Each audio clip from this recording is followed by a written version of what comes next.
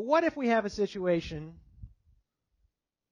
where the field is just not uniform anywhere? So for example,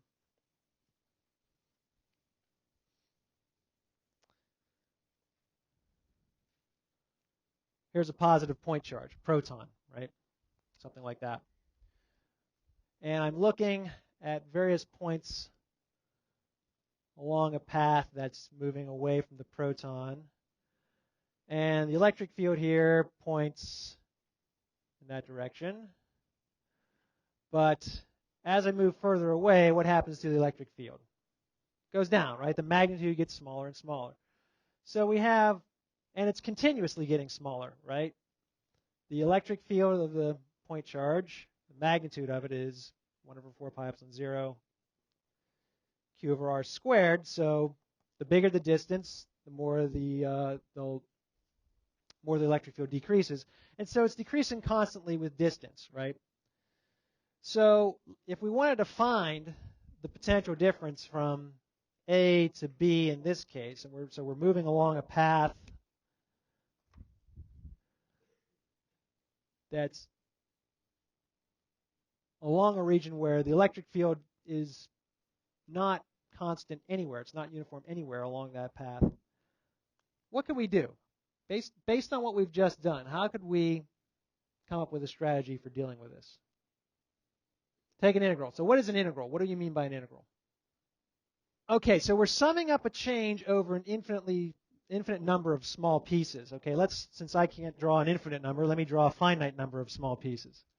Okay, there's a little piece of the path, and there's another little piece of the path, and there's another little piece of the path, and there's another little piece, and so on and so on and so forth, right? Well, I can use basically the same strategies we did before.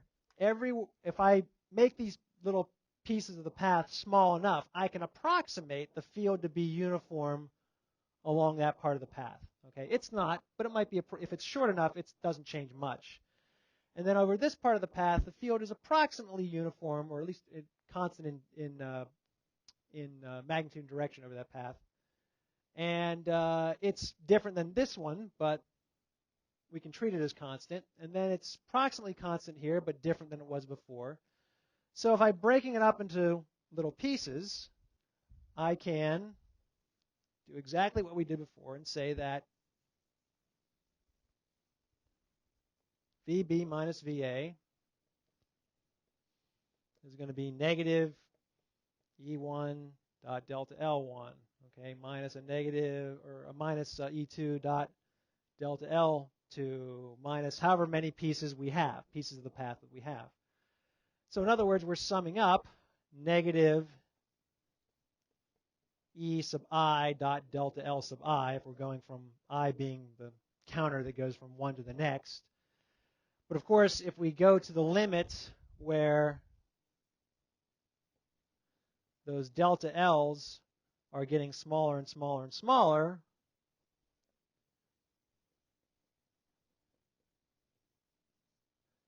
then this becomes, in calculus language, an integral, right? A summation of very small pieces, okay? And so we write this as a summation of E dot dl, okay? So this is what is called a path integral, okay? An example of a path integral. And this is the most formal relationship between change in potential and the electric field, okay? This works all the time, okay? It doesn't matter if it's uniform, non-uniform, what have you. This is the most general relationship between electric field and potential difference, and we're going from A to B here. If you want limits on the integral. So what does this mean? A path integral. We're taking a dot product of a vector and a little piece of a path vector in that integral, and so it really is the same as saying the sum of E sub x dx plus E sub y dy plus E sub z dz, okay? You can think of this dl path element just like we thought of the delta L path element. It has some magnitude, it has some direction, has components, and we can just break it up into components and then do the dot product and sum it up. Okay. So let's try it. Let's try an example for this particular case. We have a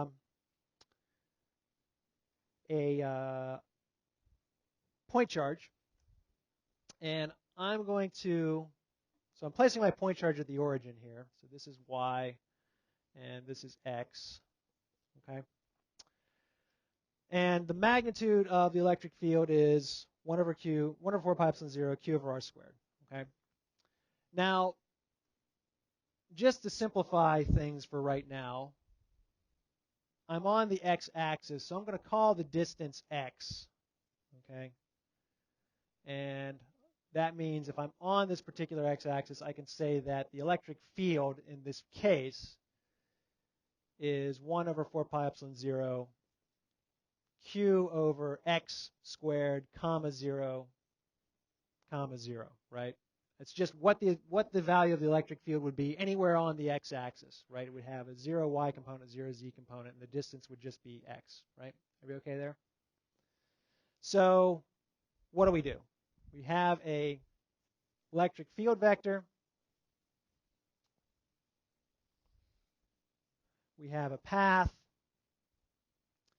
So we need to take this integral, right? Say VB minus VA is negative of the integral from some initial x value. Call this x initial at point A. Call this x final at point B. X initial to x final. 1 over 4 pi epsilon 0 q over x squared. Well, let's write it out completely. 0, 0 dotted with dx, dy, dz. Okay. And then when I take the dot product between the vector and the path element vector, all I'm going to get is just the x term, right? Q over x squared dx plus 0 integrated from x initial to x final. Okay.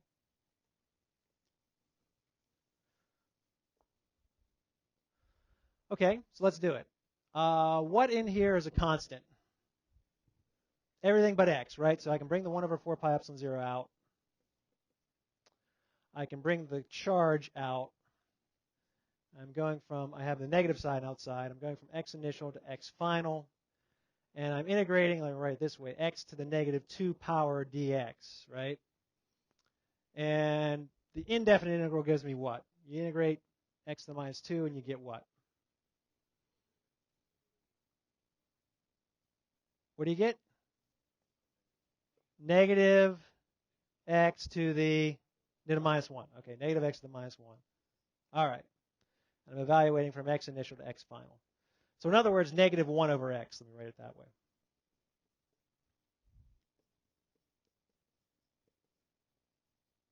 Okay. Lost a negative sign. That's easy to do. So, well, let me cancel these negatives out. That cancels that. And we finally end up with 1 over 4 pi epsilon 0 q 1 over x final minus 1 over x initial. Okay. We should check it. We should check to make sure. And VB minus VA. And really to be consistent, I could say this is final and this is initial, but whatever. We should check to see if the sign is correct. Now, if this is a positive charge,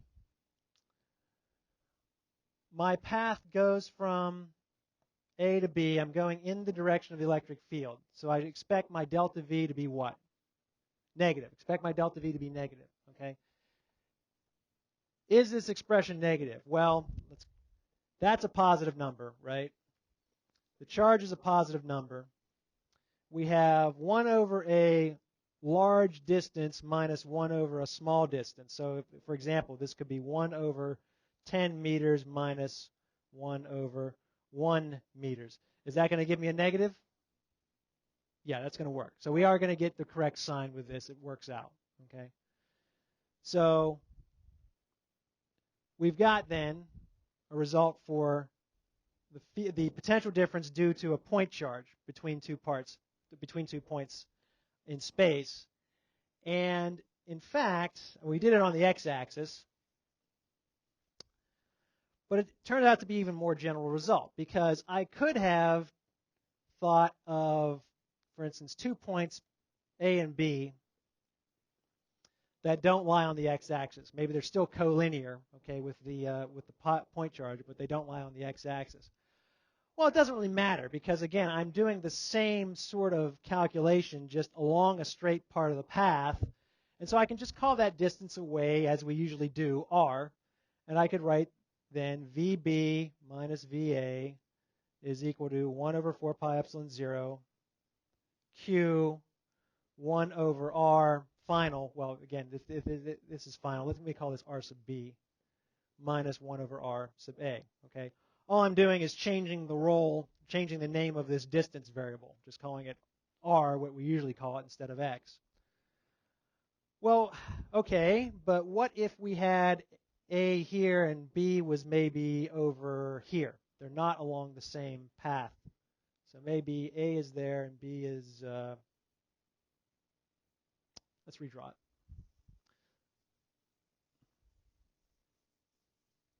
Here's the positive charge, here's A, but B is down here. Will we get the same result? Any guesses? Turns out we'll get the same result. And the reason is, notice what the formula is telling us. It only tells us about the distance away, okay? We could pick a path here. Well, if I picked that path, that would be a little bit tough, okay, because the electric field is going to be pointing radially away from the point charge, but the path is going to be some funny direction. So let me choose this path instead. Let me go from A to a distance here that's the same distance away as B from the point charge. Okay, so I'll call this R sub A. This distance is R sub B. And this distance is R sub B.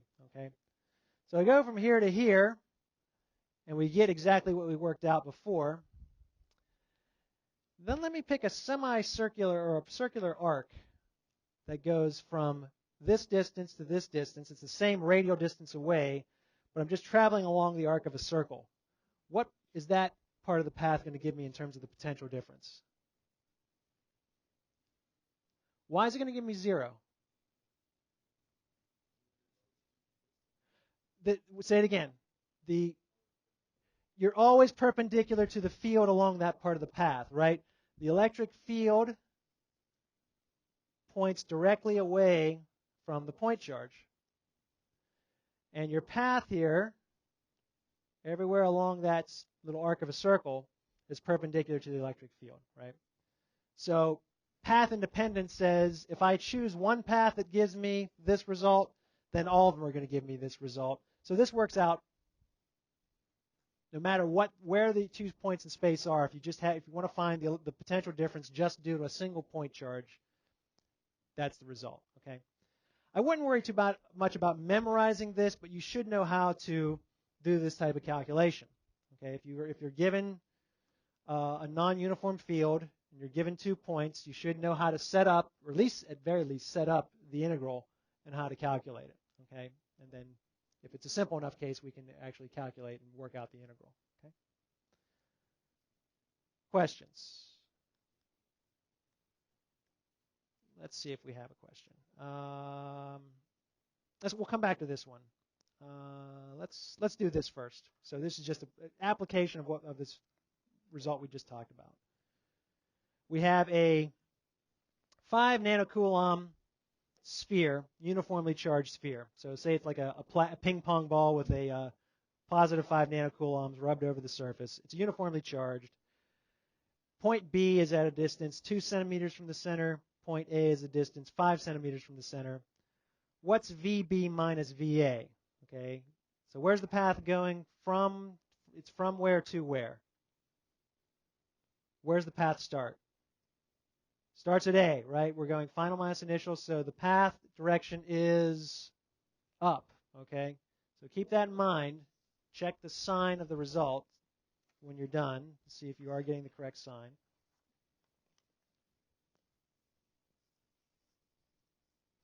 Okay, so most of us are getting number 1, which is correct, I believe.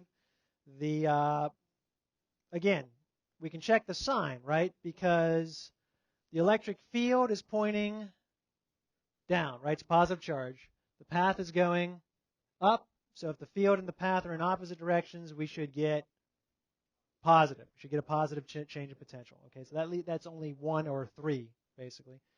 And you can plug it in. Okay, you're given, you know the constant, you know the charge.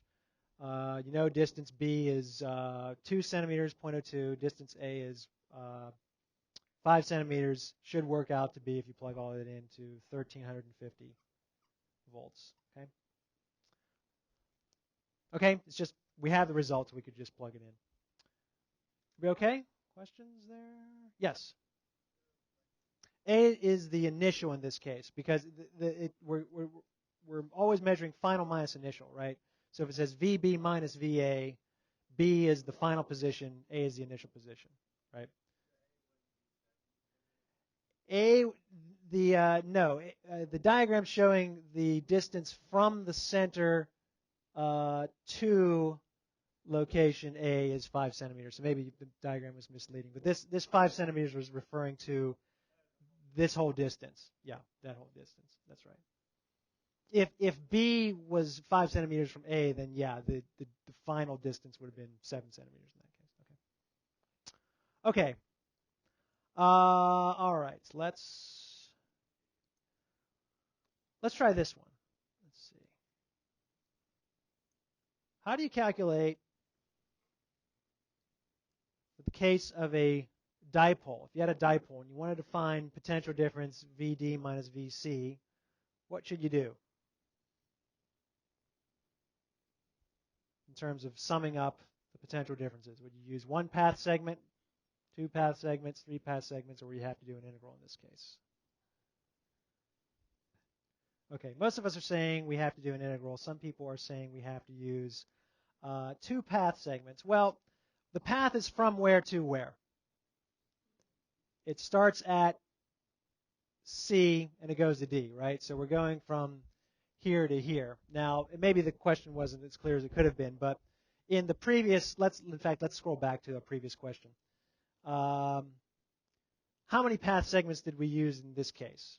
We used 3, right? Along each part of that path, the field was uniform, but it differed from one segment to the other. But in the case of a dipole, from C to D, what's happening to the electric field? It's changing, right? It's changing in magnitude. How is it changing in magnitude? What's the distance dependence? R cubed, 1 over the distance cubed, right? So we have another situation where you'd have to do an integral, right? Just like for the point charge, where the field is varying across the entire length of the path. You again think about it as breaking it up into really, really small pieces of the path and just adding all those pieces together. That's what we mean by doing an integral. Okay.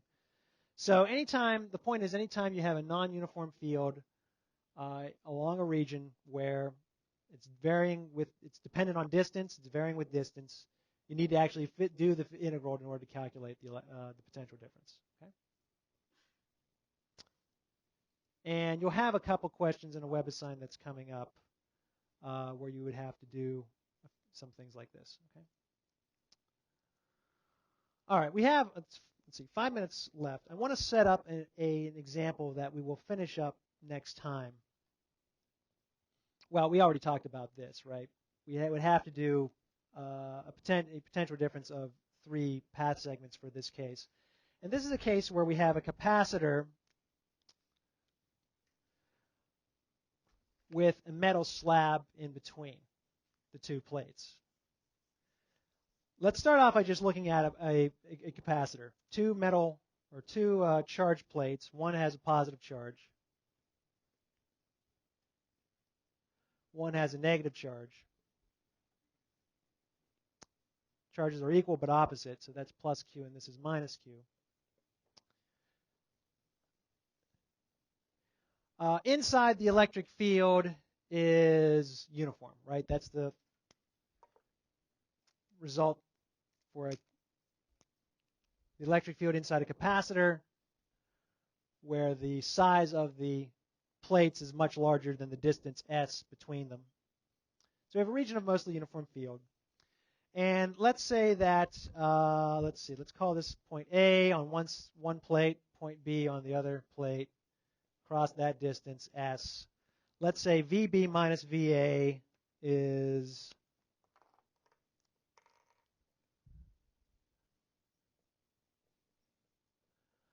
well, VB minus VA, so we're going along a path that's in the direction of the electric field. It should be negative, and let's say it turns out to be negative 1,000 volts. Okay. So let's say I also know the distance